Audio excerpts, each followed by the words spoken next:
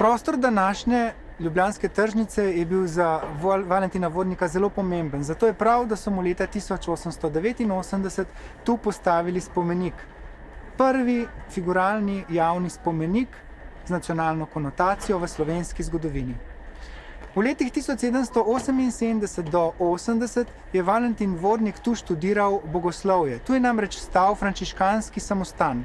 Čez 20 let pa se je Vodnik leta 1798 semkaj vrnil kot profesor, kajti frančiškanski samostan so vmes razpustili in ga spremenili v licej in gimnazijo. Vodnik je tu poučeval italijanščino, latinščino, poetiko, geografijo, razne predmete. Bil je med svojimi dijaki zelo priljubljen, z njimi se je rad šalil v latinščini, se pogovarjal o zasebnih zadevah in tako naprej.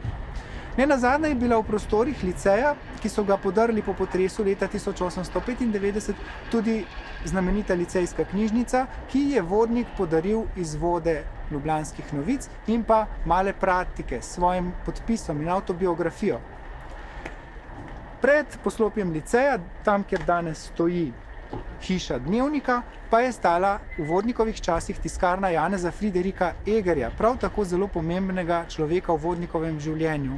Eger je bil glavni tiskar razsvetljenske Ljubljane, ki je leta 1797 Vodnika pregovoril, da skupaj začneta izdajati prvi časopis v slovenskem jeziku, Ljubljanske novice.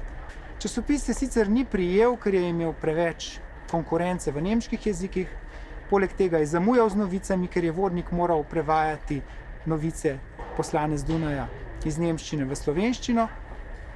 Prodalo se je samo kakšnih največ 100 izvodov na številko, ampak vendarle bil je prvi slovenski časopis, ki ga je šele leta 1843 nadomestil Blajvajzov časopis Kmetijske in rokodelske novice. Tako daleč pred časom je bil Valentin Vodnik.